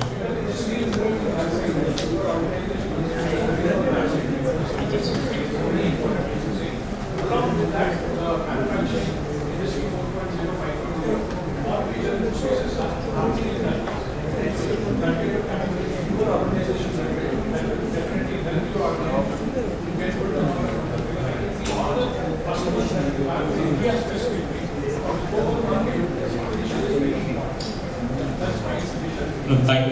That's a valuable point. And as you mentioned, we do have customers across the globe. So based on this, it's something that we can check and absolutely. Thank you. And once again, thank you so much for bearing with me with this internet problem. Thank you. Thanks a lot. A big round of applause. I know internet didn't work with you today, but on behalf of Nitish, I'm going to take this chance to say that any one of you wants to see a detailed demo, we'll be happy to get on a call and showcase all those features and functionalities end to end, how these work and how it can add value to your organizations. So thanks a lot, Nitish. Moving on, we're at the back end of our session today, and we have the last session. Now we've spoken about how we can add value to CX side of things on ITSM, ESM, your asset management, inventory management. We also touched upon AI on each of those sessions, right? So how we think of AI is we're integrating it into each of the products that we are building. Now for the next session, I have someone very special. So, our VP of Engineering, Sridhar Gadde, and he'll be on in just a minute. He's actually the brain behind many of these products, and specifically on the AI side, how we've integrated. So he's going to walk you through a little bit detail around how we've created this AI, how we've been thinking about Gen AI and how it basically integrates across the product line and the value that it can add. So can we have a big round of applause for Sridhar? Good evening, everyone. Over to you. Yes. Awesome. So I think I promise you that this is the last session before we actually get for dinner. So far, I think all of our leadership and folks spoke about customer service suite of products, IT suite of products, CRM, and how the products are actually winning in the market and how it can help your business. That's one part of it. Second part, how AI is actually overlaid on top of it, because since 2023, since the time that generative AI came into being, every business is trying to leverage it, and how both vendors and customers are looking into both areas. So, what I'm going to cover in the next few slides is about how we do this under the hood. So, how is as important as what we do, because especially if you are CTOs or legal department, you must be really worried about, hey, what happens to my PI data? What happens to my all the sensitive data, appropriate data that is actually sitting there? Are we using it for threat? Right? Is there a safety? Is there a bias happening? Is there a hallucination happening? Right? So that's exactly what we're going to cover, and we could do a quick Q&A as well if you have any questions at the end of it. Right? So just a show of hands, how many of you are heading cloud or responsible for relationship with the hyperscalers, or if you are on-prem? Okay, a lot of hands up there. And head of technology, like CTO, or basically heading all of engineering. Okay. CIOs, both on the corporate side and heading the employee experience in the company. Okay, there are a couple. Anyone from legal? No one from legal? Okay, fine. I think you get free to speak whatever we just speak. So I'll jump right in. So essentially, why are we doing what we do today on the generative AI perspective is these are the three essential issues that we are trying to solve in the C-suite historically, using our SaaS product offerings across the company, across the world, and that's exactly what is going to get accelerated using AI as well. We're talking about poor experiences, low productivity, poor decision making, and at Freshworks, this is exactly what we were trying to solve using AI. So if you looked at all the demos so far, so just at a very outset, irrespective of what product it is, you'll see these three classes of features in AI. So one is the Copilot, right? Copilot is all about helping your agent, essentially, right? So agent is, as a customer, your employee, and then they are Copilot, the AI is Copilot with that particular employee to actually make life easier, right? Just like a Copilot in an aeroplane, where they actually substitute whenever a captain is on a break, or actually they need to actually do a load balance, right? So that's one part of it. So you see a bunch of Copilot activities already, and for the last 3 to 4 quarters, we have deployed more than 50 different use cases across all our products. The next part is the self-service. Self-service also will be related. Self-service is all about just replacing the agent with the AI. Now we are talking about assistants and agents. I'm not sure how many of you, any of you have experienced assistants or agents so far? Just one hand. So 2023 has been kind of year of generative AI, but I think 2024 and beyond, I think it's going to be year for agents and assistants, which means that you're actually building on top of generative AI, but this is basically to replace humans who are actually on the job, especially on the front lines, and then be able to give exactly the same experience.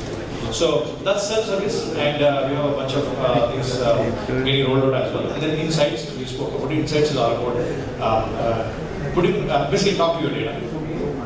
No more overload of a bunch of charts, pie charts, and graphs that are thrown at you, but the data should actually talk to you and tell you exactly what you need to do in the C-suite. So,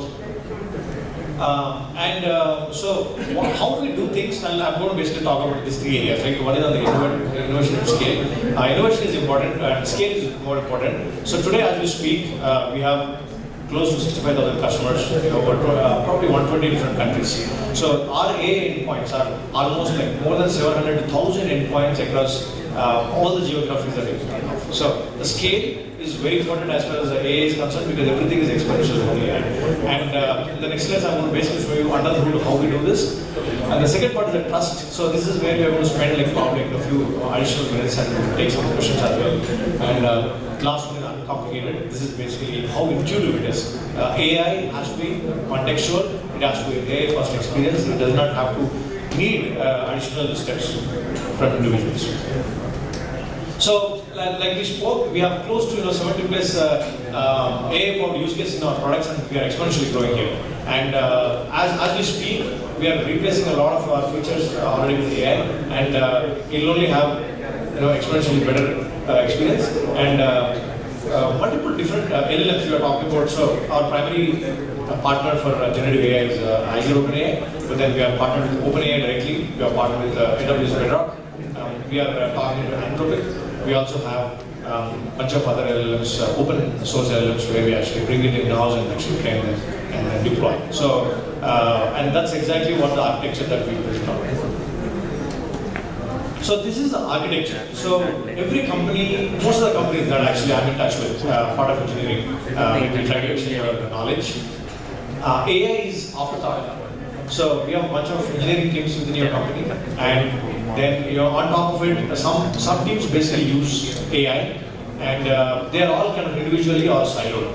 The way we do it at Freshworks is a platform approach. So AI Gateway is our Freddy, that's our brand, and that's our product, our platform you can call it. And this cuts across all of our products and features, right? And so underneath, you have external models, like a bunch of models, and they are growing as we speak. So we have close to 40 plus different models in play, depending upon what feature it is. But the beauty of it is, the gateway will decide, depending upon what use case you're using, on the fly it will actually fire up that particular model for you to get that particular experience, right? And then we have external models. We generally don't train them because they're really large models. You are talking about 300 to 400 billion parameters. And probably like you're talking about a couple of trillions of tokens they are trained on. They know a lot of stuff already, so we use them for generic purposes.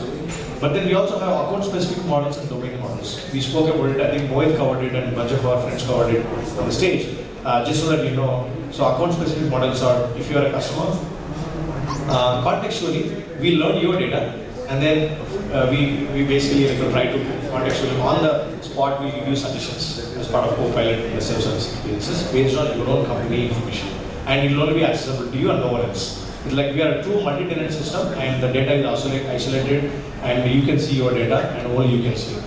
Whereas the domain-specific models are trained based on anonymized data, where there's, all the PI is redacted. No need to worry about it. It's the public domain data or the data that is that has no association,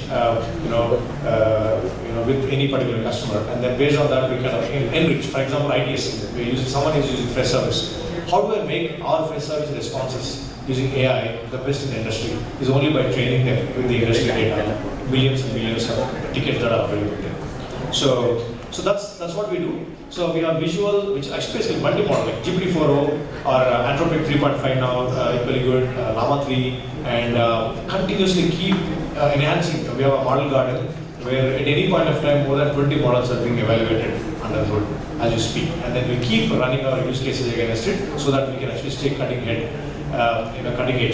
So it's not enough to use generative AI, but you have to use generative AI in the right context, the right model, with the right use cases. And I'm pretty excited about the agents and assistants. I think you'll see more and more.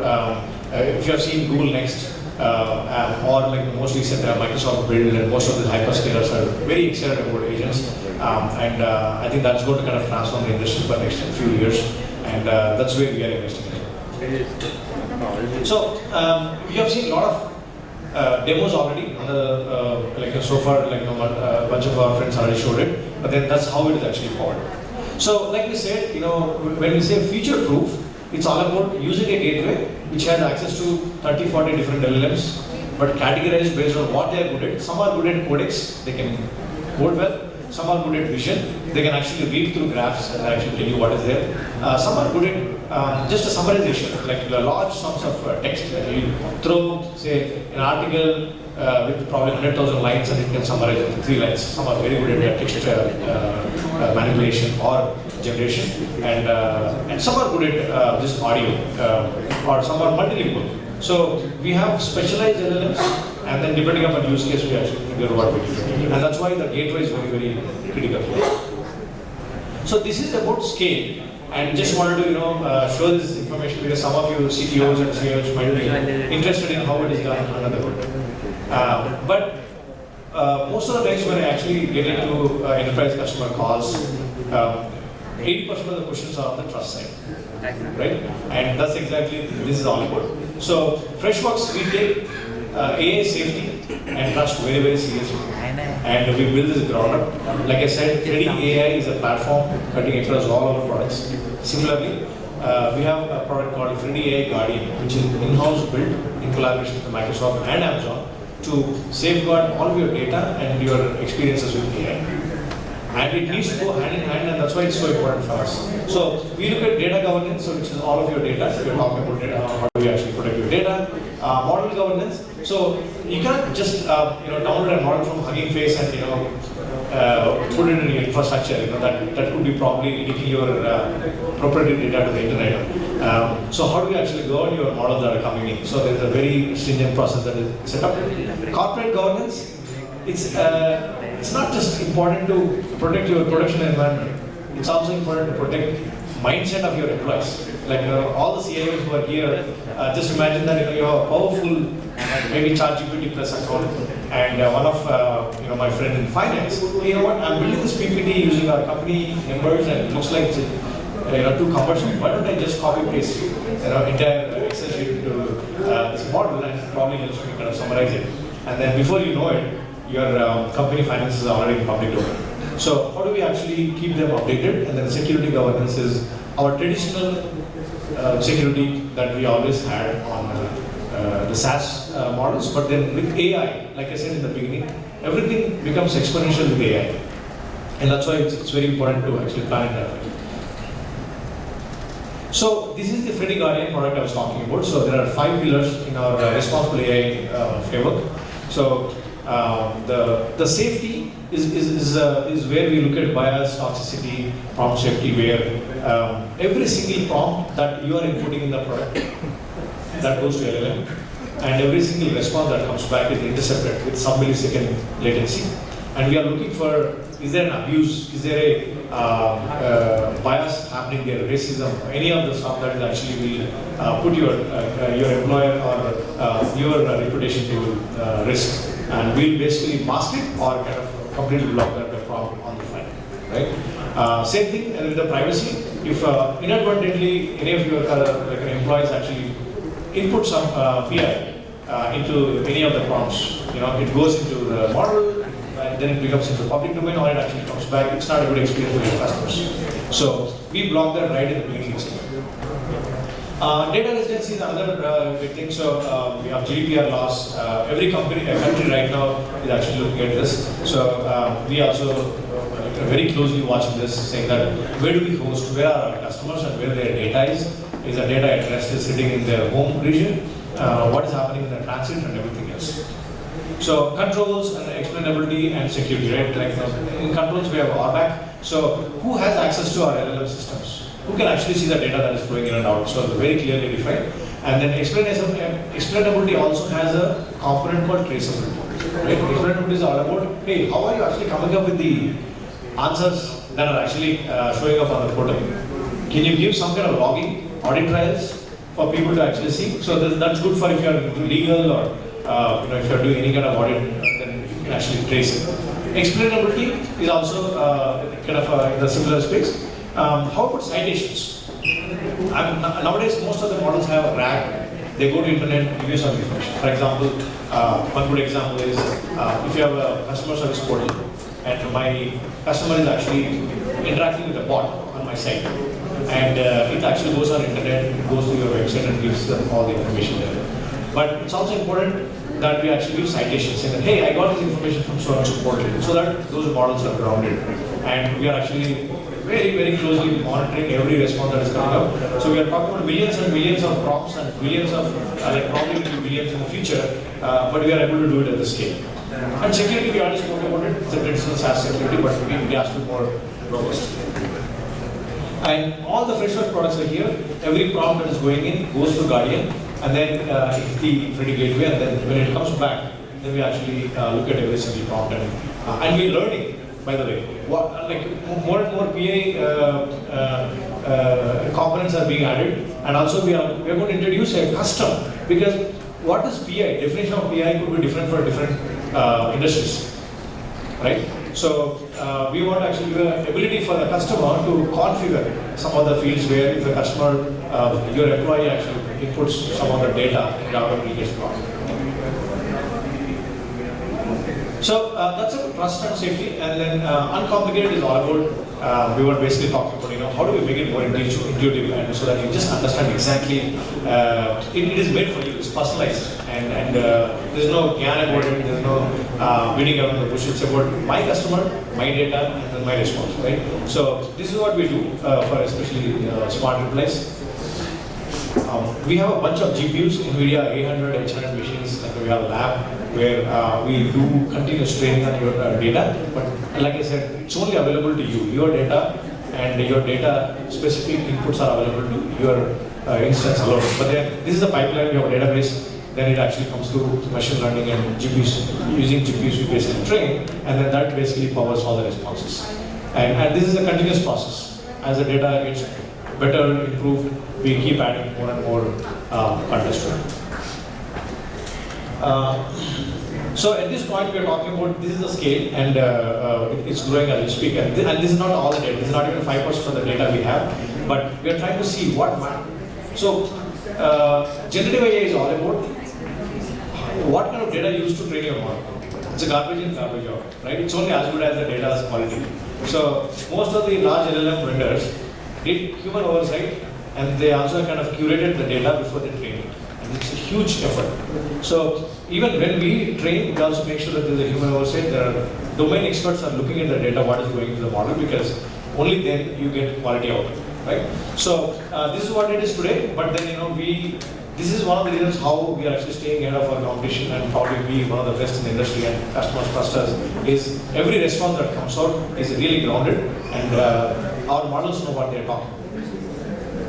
And Mohit covered about phone pay, but there are a bunch of customers who are extremely happy about our generative AI offering so far. They are seeing values. And recently we are talking about assistant APIs, which flawless bots, which we are launching in beta, where customers are seeing anywhere between 20 and 30% deflection from the agents. So a lot of success stories, a lot of inputs and feedback coming from the market so far on this space. And all I can say is we're just getting started, and we're so pumped up with the Freddy AI and the Guardian, the framework that we have built. I think it is built for scale, built for the future. And I think that's it. I think this is the last slide I had. We'll take some questions if any of you are happy to.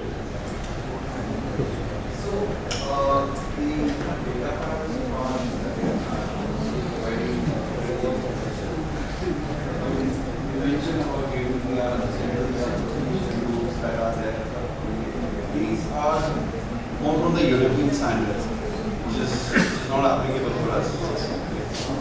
So we, as India has its own data privacy law that came out last year. DPD, Digital Personal Data Privacy. That's correct. So the provisions are going to be out soon, as we are speaking. Government officials might be working on it, and it's going to be out this month. So what are the preparedness of your solution around DPD? Awesome. So great question. So we are prepared for it, and like I said, we have like the major partner for us, generative AI and Microsoft, Azure AI, and Microsoft has endpoints in India. So we have Hyderabad, Mumbai, and Chennai. So we already tied up with them. We got some provision throughput capacity from them, and all the assistant and non-assistant traffic will within India will only go to India, which means all the and then we are already hosted in India as well. So which means your traditional SaaS product is sitting in India, so your data in transit and rest in India, and AI traffic also does not go out boundaries of our country. That's what we are actually making sure. In some cases today, even the inference data goes, which means data at rest is in India, but in transit goes and comes back over a secure channel. We're trying to see how we can even avoid that going forward in the future.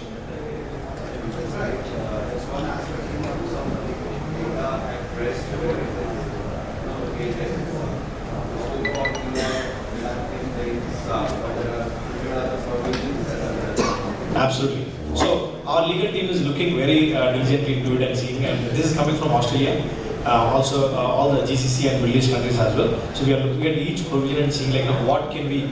So I think one thing is very important is what do we stand for? Right? If there are if the law mandating say 10 different things, are we at 5 or 7? I think we have to give that clarity to our customers so they can choose. Right? If I'm a government, if I'm a bank, and if they don't fall in my guidance is at least I know what it is, right? So step 1 is to create clarity. That's what we are doing with our legal department. Step 2 is incrementally how we get better and then be the best in the market in terms of what we provision.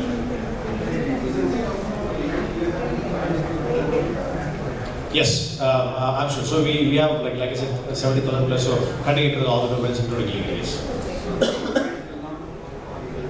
Right. Yeah. Absolutely, absolutely. So in the spectrum of use case of AI, legal is actually far right. The easiest is creating articles and everything, and somewhere we are talking about even the code generation is somewhere in the middle.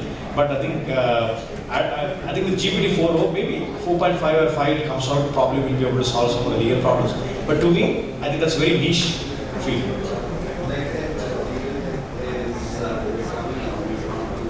Yeah. Right. Yeah, absolutely. Any other questions? So you mentioned about domain specific element, right? So primarily, and also in your guardian kind of solution which comes behind your LLM, right? You apply a lot of encryption and other security controls. But even though those are there, do you take any kind of consent from, let's say, a customer, even before their data, either encrypted format or redacted format, being sent to, let's say, your LLM for training? It's a great question. So the question is, just to repeat, I think part of it is, do we take any consent from our customers when we actually use their data to train our models? Correct? Yeah. Absolutely. So answer is, so when we spoke about, there are 3 types of models we spoke about. One is the large language models. Okay? Second one is the domain models. Third one is the upward models. The large language models like OpenAI or Llama, we don't train them at all. So there is no question of using any customer's data. So customers are safe. For example, if more than 50% of the use cases are going to Azure, OpenAI, we don't send any of the any training at all. So they are out of the box functionality, we use it. The third one is account models, where we use your data to actually enrich your responses. By default, this is enabled for everyone who signs up for Freddy, but they have an option to opt out. But opting out is as good as not using Freddy, right? Which means that those use cases will not be very effective because I'll not be able to give you answers very specific to your domains, right? So this is the second part. Third one is the domain specific ones. Right now we are still evaluating what should be our strategy. And and it's not still gone into production yet. And the moment when it does, we are going to definitely reach out to our customers and we'll take their consent. If at all we are going to use, even after anonymizing. There is no question of using it without anonymizing, but even after anonymizing, you will not be able to make out whose data it is. It becomes just a domain data. Even then, we will reach out to customers for their consent. Yeah, one more question. So primarily, this LLM will be more effective, right, when the data volume, the large data is available. For a small customer of yours, right, if you apply, let's say, LLM on their account, right, the data volume is maybe very marginal or less. So, do you specifically offer account-specific LLM-based kind of AI capabilities only for your enterprise customers, or is it applied across all your customers? So, right now, across all customers in multi-tenant model, where it could be large LLM, but then the training happens very in a secluded manner, where your data goes to one particular place. But we are getting requests from large enterprise customers where they want to bring their own models, like bring your own model kind of scenario. Or they are suggesting that can I have a dedicated model for our system, which we are evaluating, but we don't have that yet. We might include that in the future. So you mentioned about multi-tenant and secure management. Does that mean the data from all your customers' accounts would go into, let's say, a multi-tenant environment, a collective database, right, or a data lake, and without any kind of segregation, let's say logical segregation? Or will there be any kind of segregation which will restrict my data to be logically segregated and an LLM actually driven on top of that? Or will it go into a pool of all your customer data and then update LLM? Yeah. That's a great question. So we don't train LLMs, right? So those are SLMs. Yes. And you'll have your own version of it and your own instance of it as a customer. So we spin off an instance of SLM and it runs on your data and it is only used for you. Okay. And there are multiple, there are 1,000 customers, there will be 1,000 instances. That's the only way at this point we are able to actually create this inference. Thank you. Yeah, thanks.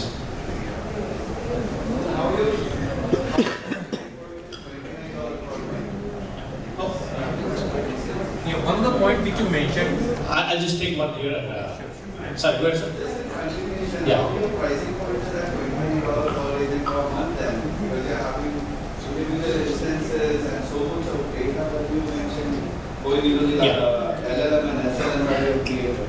Yeah, no, absolutely. So, and that's exactly what our data engineering team is doing to see how we can actually create a scale. It's all economics of scale. At this point, we are trying to see like what works for us, and I think giving the value to our customers in our individual domains, and then actually figure out the monetization factors, honestly speaking. So this whole year is going to be just figuring out what works, because generative AI approach for all the SaaS product companies is fail forward. Keep putting in more and more use cases and see what works out. And eventually, if it creates a value to the customer, you have to figure out a way it becomes cost effective for our company, which I think we will do. Can you hear me?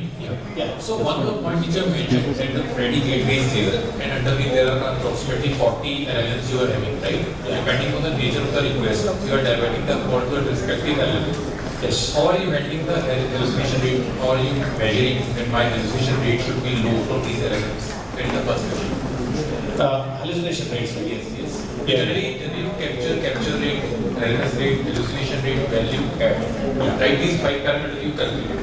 Yeah. But how you ensure that the hallucination rate is less? Yeah. So when we, sorry, are you done with the question? Yeah, the question is done. Yes. Yeah. So we have something called model benchmarking and onboarding process. Whenever we actually bring in a new model, say Anthropic 3.5, Sonnet came into the market, everybody says it's a really great model and all that, then it actually goes through a process before it actually gets to our staging or production. When we do that, there are multiple model benchmarking frameworks, like on Hugging Face or anywhere, where actually we have about 8 to 10 different parameters that, like, does it have any kind of, like you said, hallucination or drift? What is it good for? Performance, cost, all these factors we kind of benchmark. There we have a human oversight. Our data scientists actually look at it in person. And then we kind of market it. So once we deploy it in production, we are monitoring regularly. And then we run these benchmarks very regularly. Every time it undergoes a training, or every time maybe like once in a month or once in 2 months after a bunch of inference cards. Anytime we see a longer drift, then we'll have to ground it back. Or you get a newer version of that model and then make sure it doesn't actually do totally different than what you want. So I think those are the benchmarks that we use to do it. Honestly, all of those benchmarks are subjective. There is no like world standards like saying that, hey, a particular model for codex, like code generation has to have these parameters taken care. But then we are using whatever industry best benchmarks from Hugging Face and Microsoft and Bedrock, and just making sure that we are tracking to the same levels. But as you were referring the RAG model, when Yeah. you were showing the demo, right?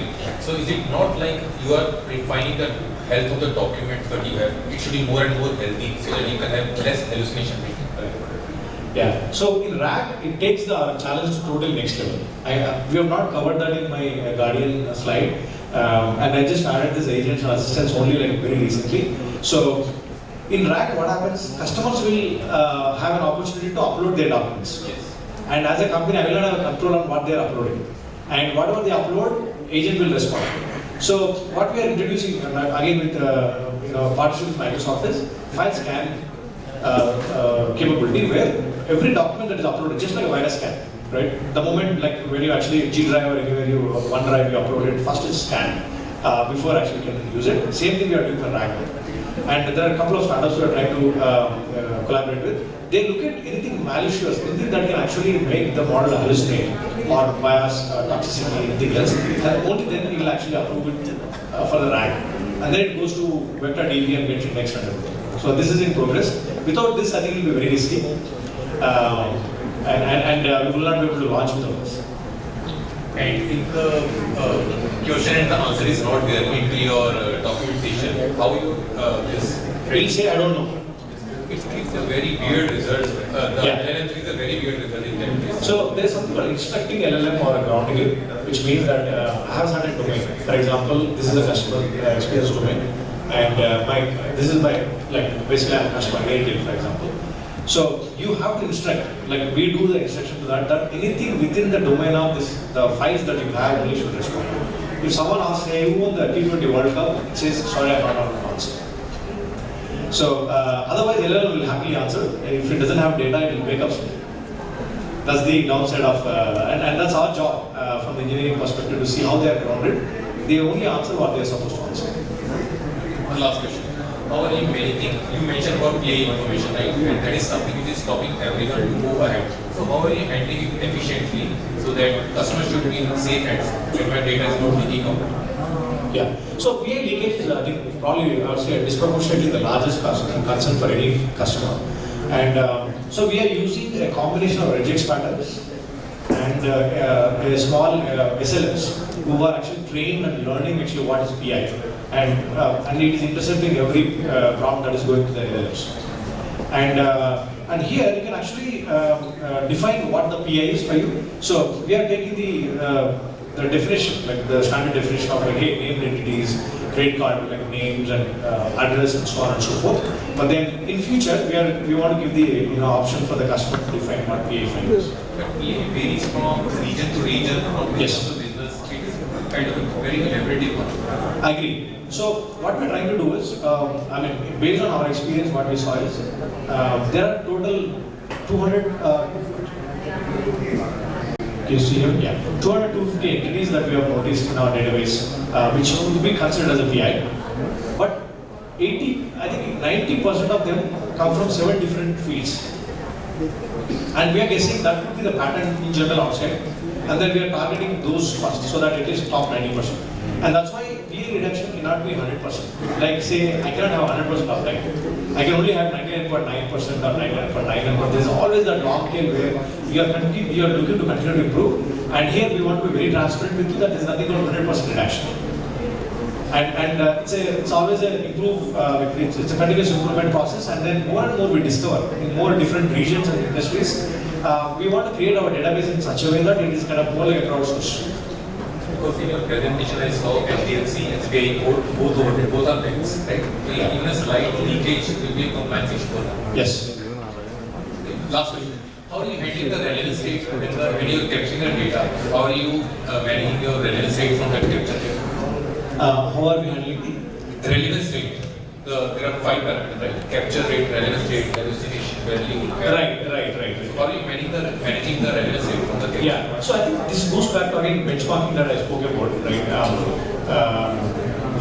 What we have done internally is, like I said, like we have 40 different models, SLMs and large language models together. Each one we kind of categorize into 5 or 6 different categories, depending upon use case categories. Like everything to do with the text will be like about 10 LLMs and SLMs that will take care of it. And their job is to take a bunch of text and give something. These are more like guessing next word, or they're also good at multilingual things. Now, relevance for them is to be able to talk something sense in the language, and we continuously keep looking at it and keep running the benchmarks for them and seeing are they good at in those spaces, and are they grounded in that case. For those models, we don't check are they good at generating code, are they good at probably like generating images. No. So I think since we are doing this bifurcation, it becomes slightly easy for us to understand their relevance. Does it make sense? Okay. The CEO at the dinner. Looks like there's one. Yeah, there are organizations where they have their own domain-specific models. So how do you approach those organizations, right? Because how to Freddy AI gateway kind of communicate with those models? How do you train those domain-specific models with RAG or anything? Just wanted to understand, get your views on it. Yeah. So you're saying these are the organizations. So as a customer, I want to bring my model. Yes. Okay, got it. Yeah. So this is something we are still contemplating. Right now, all the models that we have in house, we build it based on the data that Freshworks has, which is last 10 to 13 years that companies do me, and then obviously all the goodness that large language model has, like Pune 4.0, it's trained on pretty much everything that you can think of in the market, right? So then in the future we want to give ability for the customers. Like you have, for example, you are in automobiles and you have a great amount of data in that. So we want to work with you to train your model and help. Like you just bring your model, you probably host your model. We just use that key and power your instance of Freshworks. So if you are in Azure or Bedrock, doesn't matter, or GCP, their ML library, we will just use your key to basically access it. So that is, right now we are still in alpha stage, but we'll get back to you on how we are going to do it, but definitely we want to do it. Thanks. Awesome. So I think we are almost out of time, but I'm available outside. We can actually catch up, but thanks for being great audience and great evening to you. Thank you so much, Sridhar.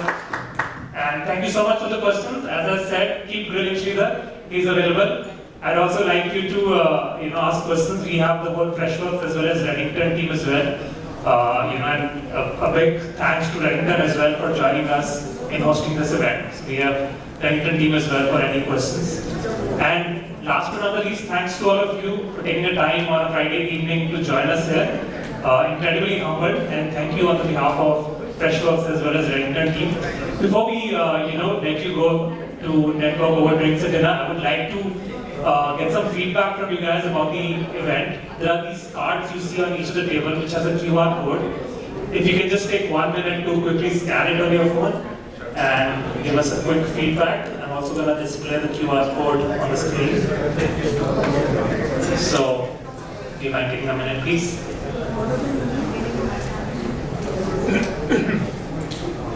And while you do that, can I please request the whole of Freshworks and Redington team on stage so that you can see their faces and we can basically meet outside.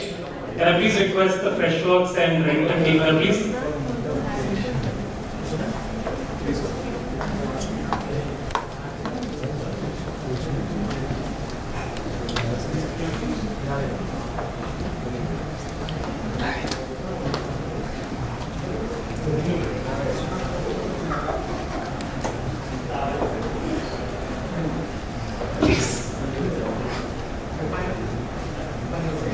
That's the lot to scan.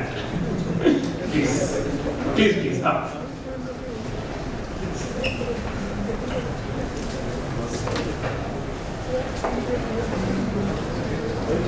Guys, I know you've seen some of these faces, presented, and some of the faces who've done a lot of work behind the scenes. So can you please have a big round of applause for the whole of the. Thank you so much, everybody, for making this event happen. And as I said, thanks again for all of you to come here. And once you're done with your feedback, please feel free to meet us outside. We're happy to keep answering all your questions that we have. We also have a token of appreciation as a small giveaway for all of you. Before you leave, please take that from the registration desk, and let's catch up outside. Thank you so much.